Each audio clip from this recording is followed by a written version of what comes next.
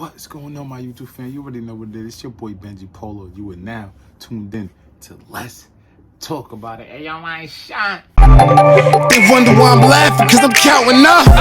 They wonder why I'm smiling, cause we coming up. And the way we moving, they ain't catching up. Myself remind ya, I ain't letting up. When I was down, they never gave a helping hand. Now nigga lit, Taliban nigga bombing here. What's going on, my YouTube fan? Today, we will be discussing DJ Envy and his wife, Gia Casey, man. They discussed their sex life. They had an interview on ShadeRoom. There's a lot of videos surfacing about DJ and Envy. Come on, man. Envy, come on, man. Not another one of the good brothers. DJ Envy is somebody that I truly admire, man, you know, especially him being a man of many positions, and one of the positions I admire is him being a father, how he always incorporates his family in everything that he does, man. Salute to DJ Envy, Queens native, you know, amazing DJ, been putting out good work for a long time.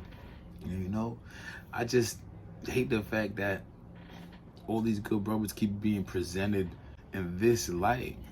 They could have discussed anything else, but I guess they want to discuss their sex life. For anybody that's going through these type of experiences, I don't know, man. I ain't gonna chew your heads over, but we're gonna get right into it. He was my first, he was my only. And I was very inexperienced aside from sex. You know, before him, the furthest that I'd ever gotten was second base. Yeah. And before him went up my shirt, and I thought that was a big deal.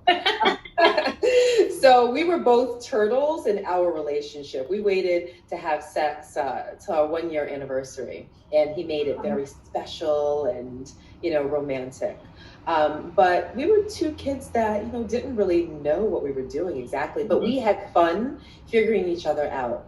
Most young girls, and even many women, I'm sure so many women can relate, but you don't know how to achieve an orgasm. Yeah. A lot of women have no idea what it feels like to have an orgasm through sexual intercourse. You know? Yo, I like how she just dressing it all up. The way she explaining it, she's doing very good at it. She's very good at that shit. There we go. They know how to do it themselves, or they know how to do it through oral sex, but through sexual intercourse, a lot of women just don't know. Now, if you don't know, how do you expect your man to know? Mm-hmm. I especially didn't know. So we would be intimate, and he would be putting his best foot forward. Like, he is in the business of satisfying, just all around. All right. Just no. I'm talking about your. Yo, look at my boy face, though.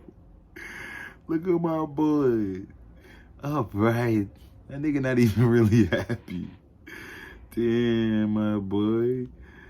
Mentality overall, like, all around. just in life. Like, he lives to make me happy, and he puts his best foot forward in that realm. So I would see him trying. Yo, that smell lasted very short. That shit was like 3 seconds. Why you putting my boy out there like that? And really going to work. And I'm sure so many women can relate. Like, you want to reward that man for that work, and the only reward that you have to offer is an orgasm. But even if I didn't feel it, I would still be performative. So yes, I was faking it. But once you... How many ladies agree with what she just said? The only thing that you have to offer is an orgasm. It's like, what? It's a lot of other things you could offer. But hey, who am I to judge? Start. How do you stop? Right. How do you climb back out of that rabbit hole? You can't really have a conversation about it now. So I actually did it to myself. But what's more important is the fact that it had nothing to do with him. Right. He was doing everything that a man could do to please a woman. The problem was that I didn't know my own body. And you couldn't communicate what exactly you wanted. Exactly. I had to learn that.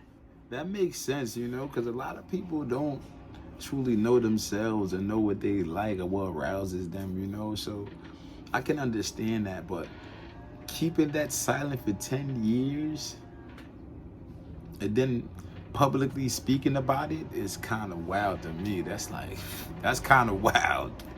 Like, what is your intentions? Like, what was the motive? What was the point of telling the world this? Why your man sitting next to you? Like, come on. I don't get it. First, and what the problem was, I was so busy performing and putting on a show that I didn't take the time to be pleased. I didn't take the time to enjoy it because that wasn't my priority. My priority was him. And that comes from a place where, ever since we're young, we're sold these false narratives that women are sex objects. Women are here for the pleasing of men. Women are toys. You see it on billboard ads. You see it on the cover of books. You see it in, car magazines. You see it everywhere. Sexy women draped across something, advertising something. So we're kind of subconsciously led to believe those things. And for me, this is how it played out in my life. And everything is all good there now, right? Oh yeah, he's awesome. I figured out my problems. Hurt my heart, dog. Yo, look at my son's face. I know that shit hurt your heart, champion. I ain't gonna lie, I hurt my heart. I might have cried a couple of times, but it helped our relationship even better. But on a more serious note, me doing that was very, very detrimental, and it put into effect the fall of a series of dominoes that hurt our relationship in the absolute worst way. It was actually one of the reasons why he cheated. Mm-hmm. So do you feel like, so how did that conversation even come about? Like, Emmy, were you like, am I not performing enough? Or were you at some point like, you're not performing enough? Or like, how did that come about? One night we were in bed and we were having sex. And she was just, I remember in the middle of it, she was like, yes, but no. And I'm like, yes, but no what? Something like that. Yes, but no what? And she Yes, was like, but no. we got into like an argument. And then she was like, well, yes, but no. That right there is crazy. I don't be having an orgasm. She didn't say it in that. She speaks way more eloquent than that. And I was like, what? And she was like, I don't. I'm like, no, yes, you do. I hear it. Like, yeah, And then she was like, no, I'm faking it. I'm like, every time? And she was like, yeah. And then that just crushed me because I thought I was putting in work. Like, I'm sitting there thinking I'm, Big Daddy Long Leg, you know what I mean? Like, and she's sitting there like, no, not at all. So it really hurt my heart. Like, it hurt me because for that time, I thought I was pleasing my wife. I thought I was pleasing, you hear all these. That's why it's very important to communicate with the person that you're with. Like, how was she able to not express that for 10 years of being with this guy? I don't understand it. You was with this nigga for how long? And 10 years went past, you let him know you wasn't busting a nut. You didn't come. You wasn't feeling it. Wow. So what did you do in the meantime, between time? That's kind of weird to me. That's weird. I don't get it. Like, that shit don't make sense to me still. Stories of women talking about their girlfriend. Oh, girl, it was so short. Oh, girl, he ain't doing nothing. And I feel like they laughing. Now I feel like that's what my wife was doing. Damn. Yeah, but the way that it came out, we had gotten into an argument. And when I was trying to resolve the argument, he tried to slap the Band-Aid of sex over it. And he had done that so many times before. Wow. Like, let me just give us some. You know that conversation. Let me just give us some. Take this D and shut up. You know that. I actually think that's the most. Yo, that's crazy. Like, that's crazy to find out 10 years later. I would have felt crazy hearing that from my lady. That's wow. Toxic. A lot of people love like makeup sex, and in my opinion, I feel like it's the most toxic thing ever. And we had quite a bit of makeup sex. Yeah. And I was over it that day. So I'm like, we didn't even get to the bottom of it. Yeah, you got to talk about it, and then you can make up with this. You have to get to a point of understanding. Right. Then you can have happy makeup sex. But I was having disgruntled makeup sex. And I'm laying there and I'm thinking to myself, like, and then it just came out. So what I did, which was wrong, was I weaponized it. There was a time and place for me to communicate how I had felt. There was a way in which to do it. And that is not the decision that I made. I did it to hurt him. I did it to spite him. And it made our relationship that much more toxic, because now I have a husband with a bruised ego who's looking at me as a wife who's a liar, and who not only lied, but lied to him for years. And in the most delicate part of your How long have you guys been? 10 years to be exact. She lied to my nigga for 10 years. Together when you had that conversation? At that point, I think we were married for...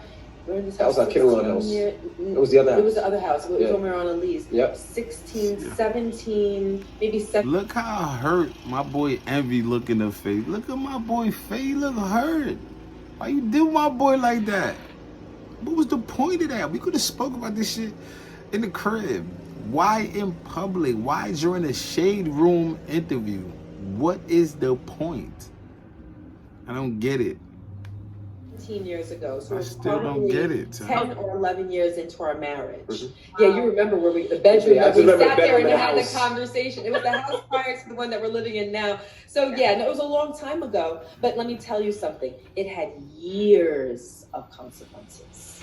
Oh my goodness, that's a long time. That's definitely a long time. But you could clearly see the work that you guys have done with your responses and your self-awareness and the parts, you know, you each played to get to where you are today. There's not a lot of pointing fingers, which I love. So I love that for you guys. Love the black love come through. Baby. Yes, and you guys also talk about questions to ask yourself before marriage, and you give, I think, about 25 questions to ask yourself. For each of you, what would you say is the most important question to ask yourself before marriage for the people watching?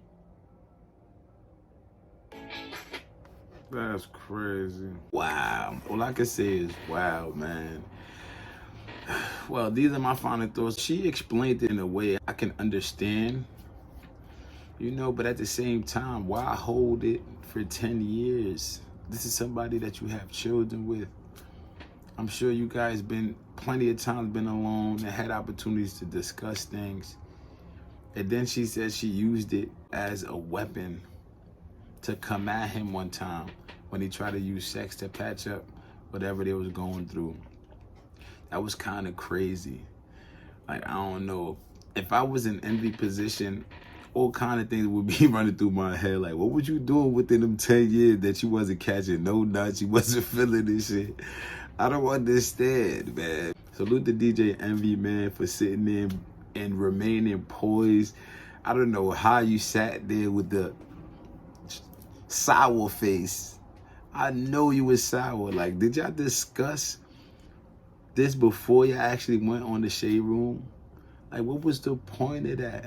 That shit is embarrassing. You're gonna embarrass your husband to the world. That shit could never be erased. It don't matter how many different ways she tried to express, oh no, because of this and that. That moment could never be erased, man. You know, once that shit is on the internet, that shit got legs of its own, man. That's crazy.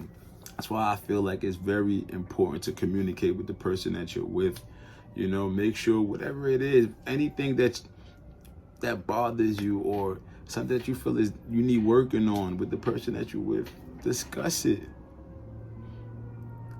Keeping it quiet for 10 years, 20 years, it ain't gonna do nothing. You suppressing something and it's gonna make you do something that you don't wanna do.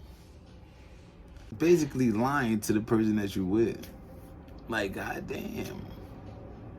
He wasn't buzzing enough for 10 years. Damn. It is what it is, man. Who am I to judge? Man, salute to Envy. Salute to his wife. Salute to his beautiful family. You know? I just pray that brothers do better. Stop going on the internet or going on these interviews talking about your personal business. It has nothing to do with the rest of the world, man. Certain things, you keep it to yourself.